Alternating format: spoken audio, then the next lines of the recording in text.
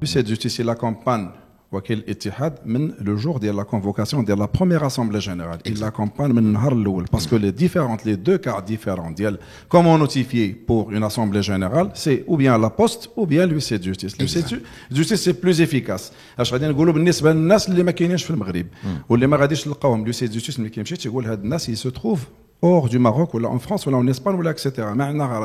Pour l'assemblée générale elle-même, la présence d'un huissier de justice pour minuter et préparer le procès verbal de l'Assemblée générale qu'on va distribuer dans un délai de 8 jours. Et là, باقي الملاك المشتركين هنا الافيكاسيتي ديال المفوض القضائي فين كتبان خصوصا ملي كيحتاج لينا وكيل اتحاد بالنسبه للناس اللي ما تيأديوش الواجبات ما تيخلصوش لي كوتيزاسيون. Alors justement, est-ce que c'est plus facile maintenant? C'était la question de départ, mais c'est intéressant de voir. Je reviens par rapport au recouvrement. Aujourd'hui, grâce à la loi, et c'est une grande avancée en ce qui nous concerne, on a réussi, je pèse mes mots, à sécuriser la dette. Sécuriser la dette, ça veut dire qu'on va au tribunal, on obtient une injonction de paiement, on notifie le copropriétaire débiteur, on peut sécuriser la dette sur tout type de saisie que nous pouvons faire. Donc saisie compte bancaire, sur titre, sur titre foncier, sur compte bancaire, sur bien meuble, sur ce que vous voulez. On peut même avoir une hypothèque sur le bien meuble. Exact. Ah ouais. Aujourd'hui, quand je parle de sécurisation de la dette, c'est une très grande avancée pour la copropriété parce que au moins cette dette-là ne va pas partir et en plus maintenant la loi avant nous donner 2 ans, maintenant elle nous a donné 5 ans de prescription de la dette. Donc aujourd'hui on peut sécuriser la dette, le problème ne se pose pas. Par contre, c'est important, c'est plus 2 ans, c'est 5 ans. Donc si vous n'avez pas payé vos cotisations pendant 5 ans, on va pas venir vous demander que 2 ans, ça devient comme les impôts, on revient 5 ans en arrière, c'est ça? Je vais encore plus loin. La loi existe et la discrétion du juge est là. Si donc le juge peut dire? Bien sûr, si le juge estime que vous êtes redevable de 10 ans et que pendant 10 ans vous n'avez pas payé vos charges et qu'elles sont justifiées par rapport au PV d'Assemblée Générale, par rapport au process de convocation, par rapport à vos engagements vis-à-vis de la copropriété qui n'ont pas été remplis, le juge peut décider de vous faire payer les 10 années de recouvrement.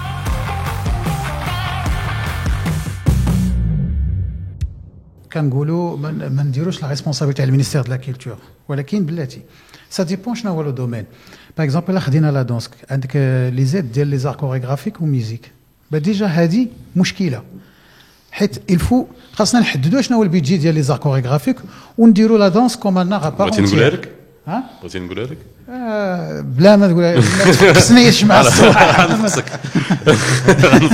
هذا العام et qui a été c'est un budget qui a été critiqué par le ministre lui-même parce que c'est pas on lui a donné ce budget à gérer. On parle bien de la budget de pas de tout le ministère mais de subvention au spectacle, etc. en divisant ça par les différentes catégories.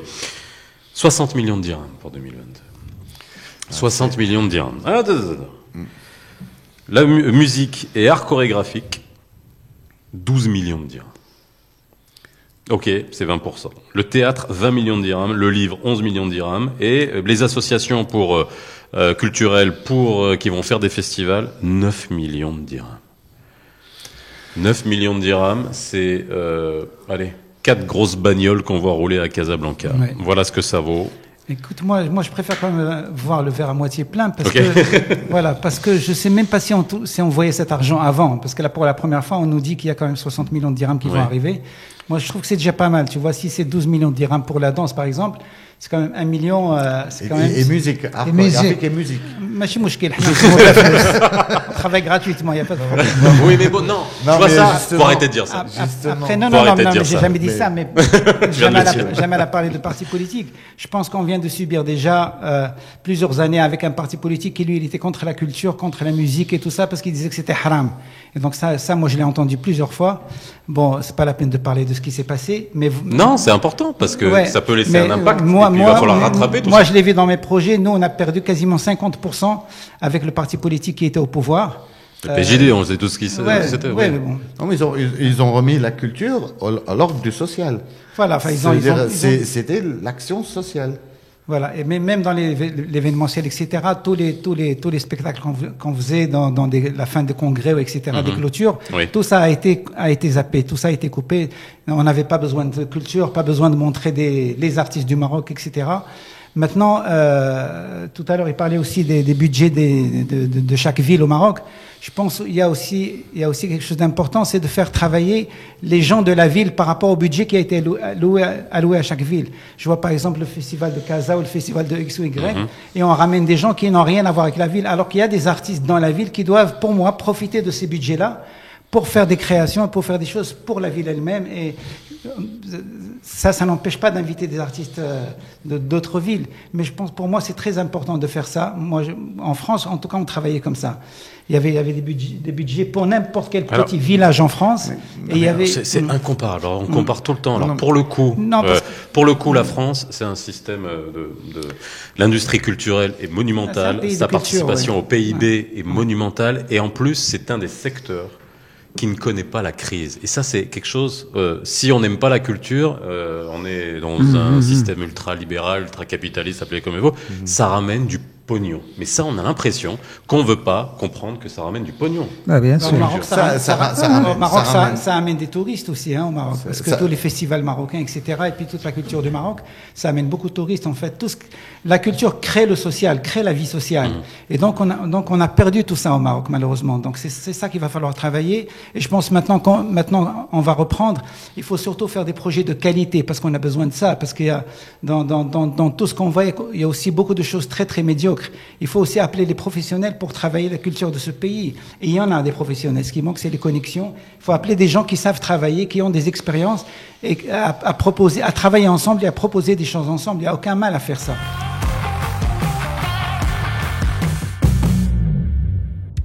Il y a une tranche de population, pour moi, je vais vous le dire crûment, à qui il faut qu'on foute la paix. Ces gosses de 3 ans jusqu'à 10 ans, quelque chose comme ça, qu'on leur foute la paix. Ça m'a qu'on s'amuse pas à se dire que bon, il faudrait les vacciner. Qu'est-ce que tu appelles leur foutre la paix? Pas vacciner, pas vacciner, ou alors leur mettre des masques? J'ai dit tout à l'heure, j'étais un partisan de la vaccination obligatoire. Moi, je vois la tête de Marouane là, mais... La vaccination devrait être obligatoire et celui qui veut pas se faire vacciner doit encourir des peines pénales. Je vous le cache pas, parce que pour moi... Oui. Parce que pour moi, c'est un danger public. On va te prendre dans le nouveau gouvernement, t'as proposé un poste ou pas? Non. Je sais pas, parce que pour moi, c'est un danger public. Alors, mais par contre, une tranche de la population... de 3 ans jusqu'à 10 ans, quelque chose comme ça, qu'on les laisse tranquilles et que nous, qu'on fasse tout le travail sur nous-mêmes à ce niveau-là. Obligatoire, pourquoi? Parce que, écoute, merci Jafar pour ce que tu disais tout à l'heure, à partir de 15, tu as dit 15 ans, quelque chose? 16 ans. Mais je rejoins ce que tu disais à Marouane, en parler aux enfants, d'accord, mais au niveau d'obligation de vaccination, il y a l'obligation de vaccination. Et on peut plus s'amuser à se dire qu'un babacool vient nous dire écoute, moi, je suis pas pour la vaccination. Comme ça. Dernier point avant qu'on pose la question à Maître Mhirik, qui nous attend et qui va nous éclairer sur comment justement comment on peut faire constater si on interdit l'accès à un transport scolaire, est-ce que c'est faisable et de quelle manière on le fait? Mais avant, vous avez parlé de consentement. Et là, je veux votre avis à vous deux. Toi en tant que médecin, toi en tant que juriste. Le consentement, il arrive à partir de quel âge? Et on parle bien de consentement par rapport à la vaccination, puisque on nous a jamais demandé notre avis quand on était gamin de se faire vacciner. Donc, est-ce qu'il y a cette notion de consentement dans la loi marocaine? Au Maroc, non. Au Maroc, non. Il n'y a pas réellement de choses écrites par rapport à ce cas d'espèce qui est la vaccination en elle-même. En France, par exemple, les jeunes de 16 ans ont le droit de se faire vacciner même si leurs parents sont contre la vaccination. Donc il y a un consentement personnel. L'obligation en fait de l'autorisation parentale est levée à partir de l'âge de 16 ans. Entre 12 et 16 ans, ils exigent à ce moment-là une autorisation parentale. Bon, aujourd'hui, c'est ce qui est fait au niveau des vaccinodromes pour ceux qui ont vacciné leurs enfants. On m'a demandé l'autorisation. Vous y allez, on vous dit de signer, vous signez ce papier. D'un seul parent. Vous donnez votre carte d'identité, on prend vos références comme étant quelqu'un qui a accepté de vacciner ses enfants et l'enfant est vacciné. Moi, j'ai vécu dans la file d'attente au vaccin. Attends, question. Alors, Jafar, consentement dans la loi marocaine, et après je reviendrai sur le médecin et le serment d'Hippocrate, parce que non mais pourquoi tu rigoles? Dis-nous pourquoi tu rigoles. T'es quoi? J'aime bien t'écouter. Alors, et tu as dit quelque chose, un seul parent suffit. Oui, légalement, on a besoin du consentement d'un seul parent. En France, c'est les deux, déjà. Donc là, ici, le père suffit, il signe. Moi, j'ai signé tout seul. Le consentement de l'enfant, non, pas prévu. Donc, un parent qui signe, de facto, l'enfant est obligé de se faire vacciner, il ne peut pas refuser.